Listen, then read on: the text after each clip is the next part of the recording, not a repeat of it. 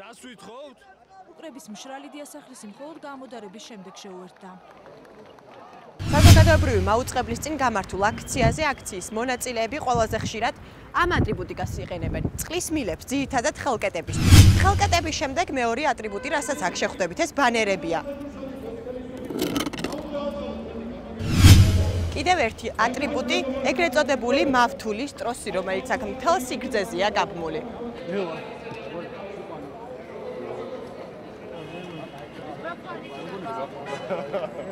იმისთვის კეთდება, რომ ხალხმა არ გაიფანტოს უბრალოდ და აი მაგ მანქანების მოძრაობა ან რაღაცა ასეთი რაღაცისთვის, მეტი არაფრისთვის. ახლა ჩვენ ელიავაზე მოვედით პირდაპირ აქციიდან. ზუსტად აქ გავარკვევთ, რა უჯდება ღარიბ ბურჯანაძეს თითოეული აქციის მონაწილისთვის ატრიბუტიკის ყიდვა. ანუ ეს რამდენიანია 25-იანი, ხო? რამხელა ესა? 4 მეტრია. და რა ღირს? ნახევარი მეტრი. სულ? 6 ლარი. კი ბატონო. იმის მოჭრა არ შემიძლია. თუ მოჭრი იმას თლიანად უნდა წავიდე. რა ღირს თლიანად? ცანებია. თითქმის ყველაფერი ვიყიდეთ. ჯოხი, რომლის ფასი 2 ლარია. ბანერის თავი, ფასი 6 ლარი. წყლის მილი. ანუ ის, რასაც ქალბატონი ბურჯანაძე ძირითადად ხელკეპტებად იყენებს და ბანერის სტენდი, ფასი 12 ლარი. ეს ის არის, რითაც აქციის მონაწილეები ძირითადად სახეს მალავენ. გამარჯობა. ქსოვილის ფასი გვაინტერესებს, მუქი მწვანისაი დაახლოებით აი ამის. 15 ლარი 1 მეტრი. 1 მეტრი 15 ლარი.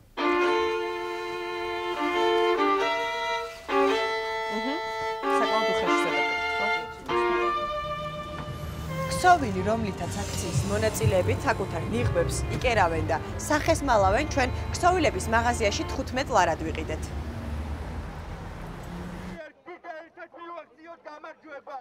ფილარმონიიდან დაძრულებს ვარდებისა დაავლაბრის მოედანზე შეკრებილები გზად შეუდგნენ.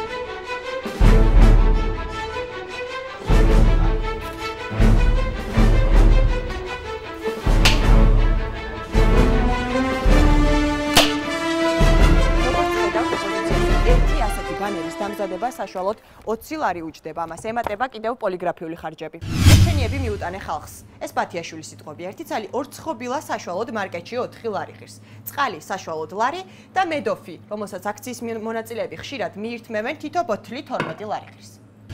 ოპოზიციას არ აწყენდა თავიანთ ბიუჯეტში ცელოფნის პარკებით შეეტანათ, რომლის ღირებულება სულ რაღაც 20 თეთრია აქ, ნაგავი მოათავსონ და ქალაქი აღარ დააბინძურონ.